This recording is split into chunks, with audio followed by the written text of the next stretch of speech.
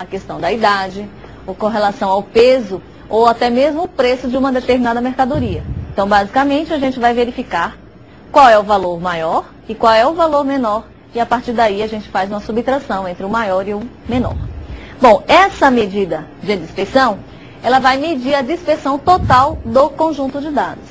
Nesse caso da amplitude total, nós podemos estar fazendo o cálculo tanto para variáveis com dados agrupados ou sem agrupamento. Mas a grande questão do caso da amplitude total é que nós basicamente vamos analisar o começo ou o menor valor da série e o maior valor da série. Então vai dar um determinado valor, né, que aí depende de cada uma das séries, e que basicamente ele não verifica, por exemplo, os outros valores que estão envolvidos aí nessa série.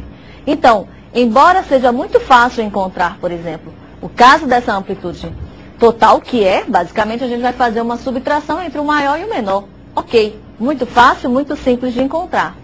Mas, embora essa facilidade, né, essa facilidade também que nós temos de encontrar esse valor não é tão usado. Mas por quê?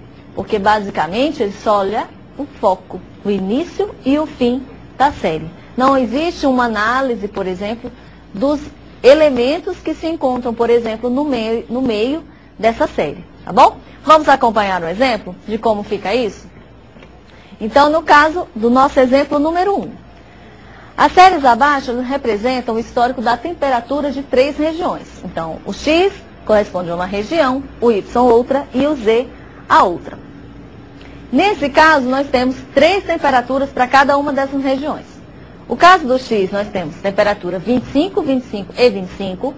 A Y, 23, 25 e 27. E a região Z, nós temos 5, 25 e 45.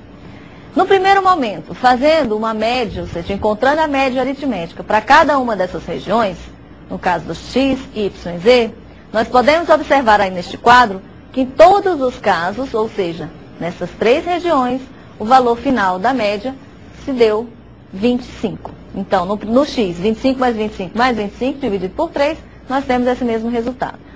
No caso da região Y, 23 mais 25 mais 27, por 3, 25.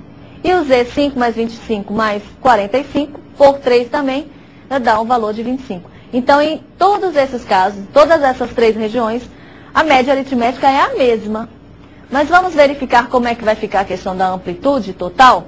Olha só, lá no slide nós temos que no primeiro caso, ou seja, na região X, a amplitude vai ser 25 menos 25. É zero. Por quê? Se nós analisarmos, nós só tivemos valores de temperatura igual a 25. Então, quer dizer, não houve uma variação. Né? Todos os meses, por exemplo, nós temos a mesma temperatura, que é 25.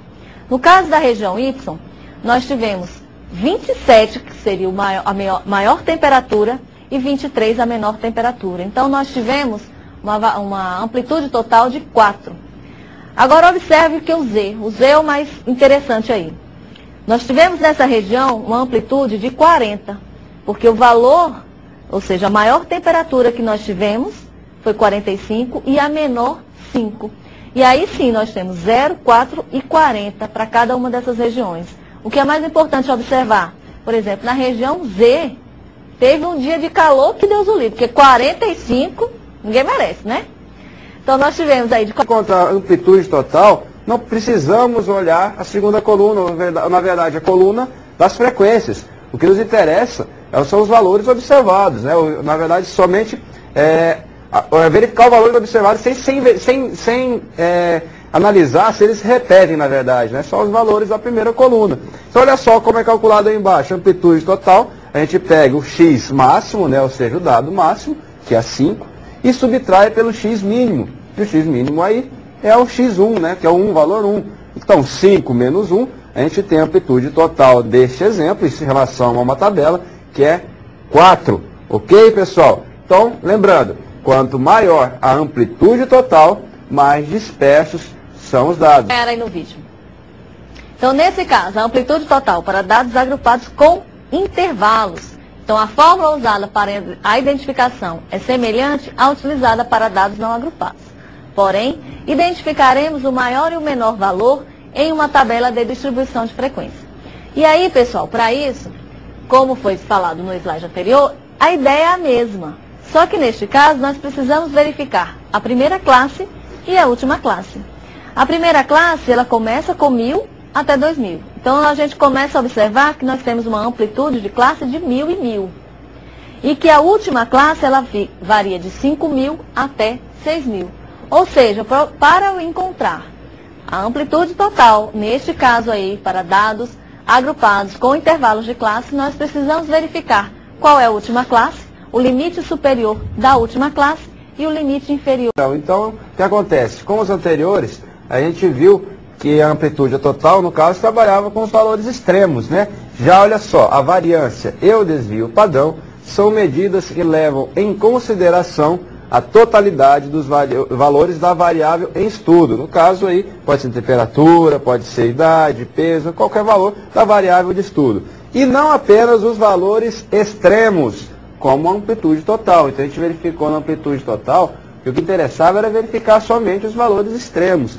Já na variância e no desvio padrão, a gente não está muito preocupado com esses valores extremos, mas com os dados mais internos, né? A gente vai analisar tudo, né, claro, mas no final o valor que vai resultar é para verificar, na verdade, onde os dados estão mais agrupados, tentando, né, verificar se os dados estão bastante bem agrupados ou não, são homogêneos ou heterogêneos, né?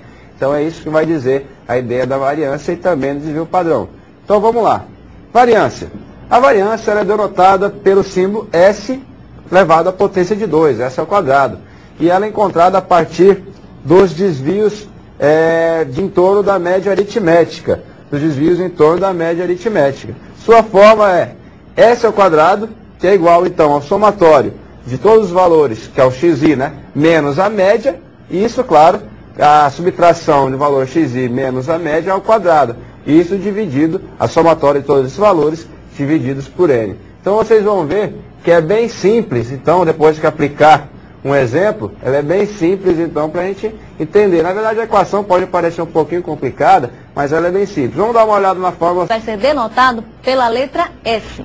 Nesse caso, ficou fácil, olha só. O desvio padrão, basicamente, é a raiz quadrada da variância. Então, no primeiro momento, calculamos a variância e depois aplicamos a raiz quadrada em cima da variância.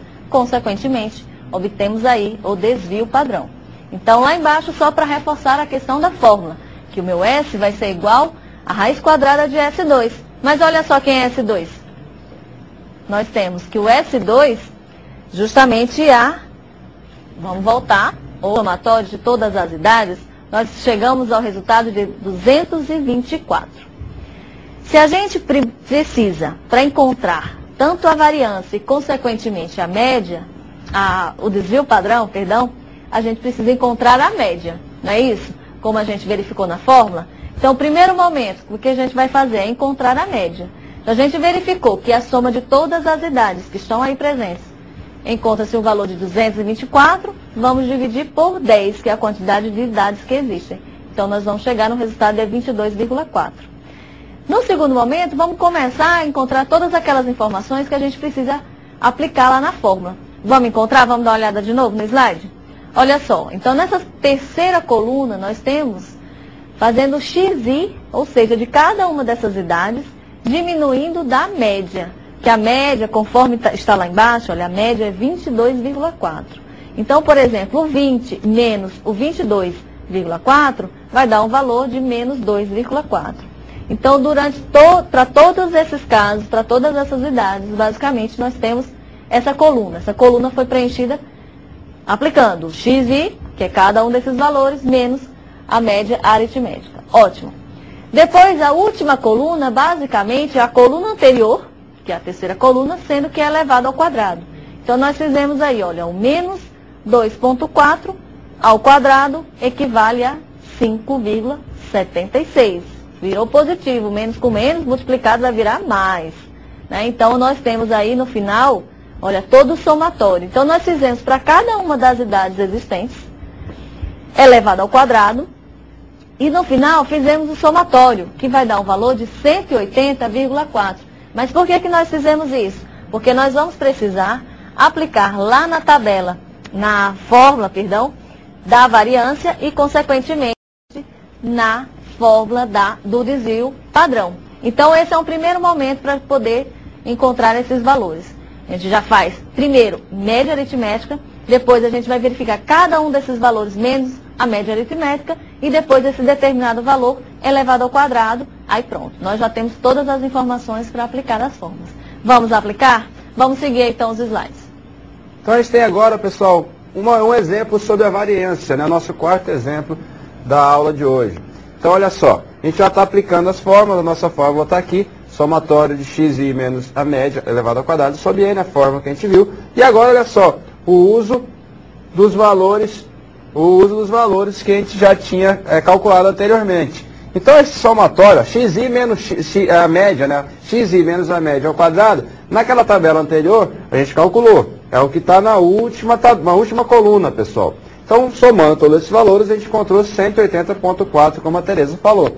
Então, o resultado vai ser 180,4 dividido pelo número total de idades, a quantidade total de idades observadas. Voltando, a gente verifica que são 10, olha a primeira coluna, são 10 idades diferentes. Então, é 180,4 dividido por 10. Vocês estão vendo aí, pessoal, que está 10 menos 1. Então, houve um errinho aí nesse slide, na verdade, é 180,4 dividido por 10. Ok? 180,4 dividido por 10. O resultado, então, deveria ser 18,04.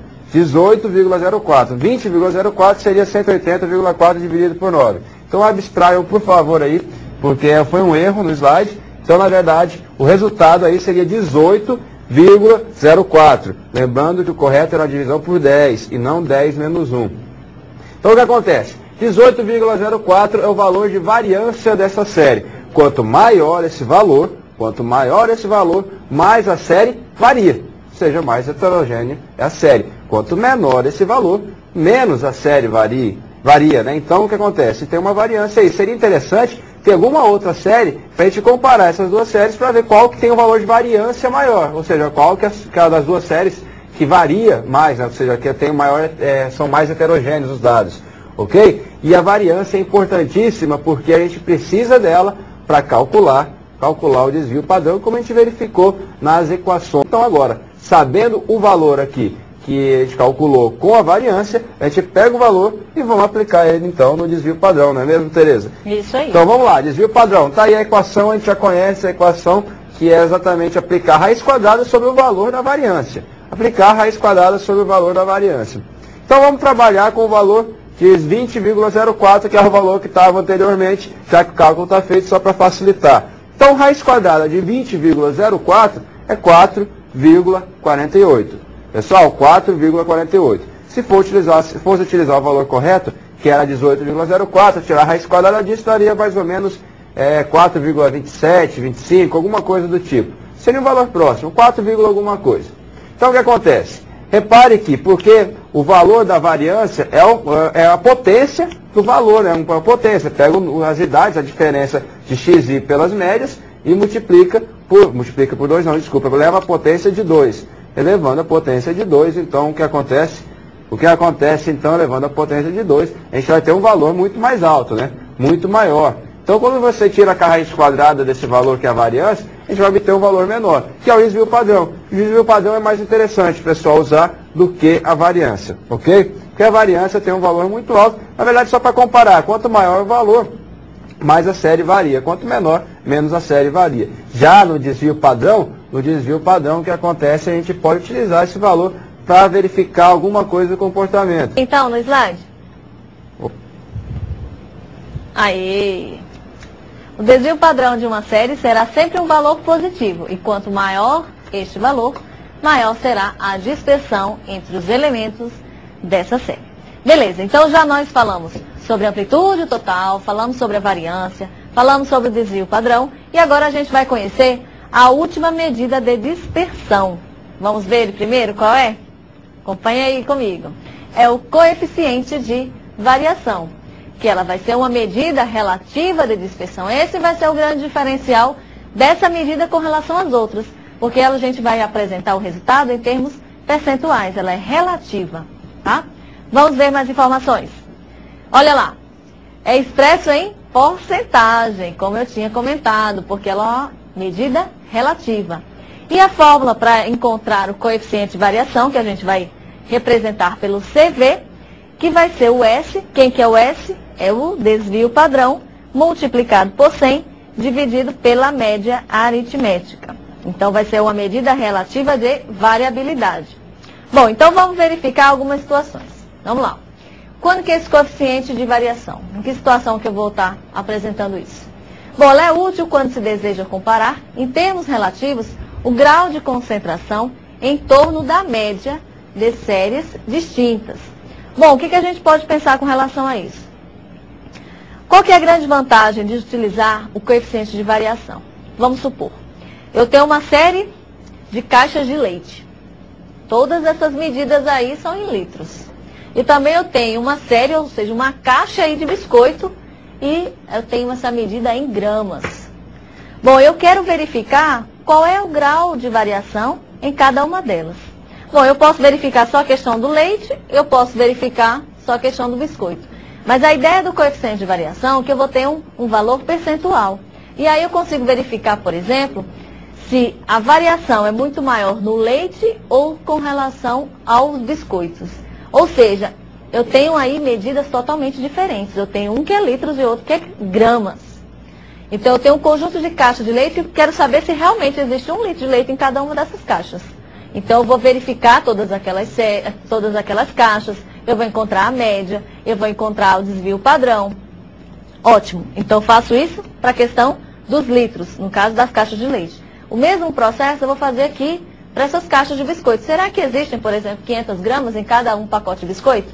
Analiso todos eles, encontro a média, encontro a variância, desvio padrão. Bom, o coeficiente de variação vai nos fornecer um determinado valor que a gente possa comparar, por exemplo, se a quantidade, a variação do leite é muito maior do que com relação ao biscoito. Tá? Então, Exemplo, né? Suponha então que o acesso médio de homens em um mês em um sítio web, né, em um site, é de 3.500. Então, a gente sabendo, conseguindo diferenciar os acessos dos homens e mulheres, vamos supor que nesse caso os homens acessam 3.500 vezes no mês um website. O desvio padrão é de 900. E das mulheres a média de acesso é de 2.700 e o desvio padrão é de 1.100, né? Então o desvio padrão é de 1.100. Então vamos calcular o coeficiente de variação para verificar isso daí, pessoal. A gente já sabe a equação. Para os homens, coeficiente de variação, então vai ser o desvio padrão multiplicado por 100 dividido pela média. Lembrando que o desvio padrão dos homens é 900 acessos por dia, multiplicado por 100, que vem da própria equação exatamente para a gente trabalhar com porcentagem, no valor de 0 a 100, dividido então pela média. A média é 3.500, a média de acessos dos homens nesse website. Isso aí o que vai dar, pessoal? 9.900 vezes 100 é 9.000, 90 mil, né? 90 mil dividido por 3.500, né? Vai dar então aproximadamente 25,71%. 25,71% é então a variação, o coeficiente de variação, lembrando que é relativo, então por isso é o valor de porcentagem, aproximadamente 25,71% é a variação, o coeficiente de variação do acesso dos homens, então, em relação a esse website hipotético. Para as mulheres, então, vamos aplicar de novo essa fórmula. Então, a gente obtém lá, a gente sabe que o desvio padrão das mulheres, de acordo com o enunciado, é de 1.100, 1.100 acessos, desvio padrão, multiplica por 100 para obter a porcentagem, divide, então, pela média. Então, olha só, 1.100 vezes 100 dividido por 2.700, significa que aproximadamente o valor, então, do coeficiente de variação das mulheres para esse website é de 40,74%. Então, o que acontece, pessoal? A gente tem um valor em porcentagem. A gente sabe, então, que em relação ao valor da média, os homens variam aproximadamente 25,71 acessos a esse website e as mulheres 40,74. Então, o acesso de homens nesse website é mais homogêneo, das mulheres é mais heterogêneo. Então, o comportamento em relação a acessar esse site dos homens é mais, como eu posso falar, uniforme. E das mulheres já varia um pouco. Então, pode ser, de acordo com uma notícia, alguma coisa, sei lá, uma variável externa, na verdade, de interesse, então, por sexo aí.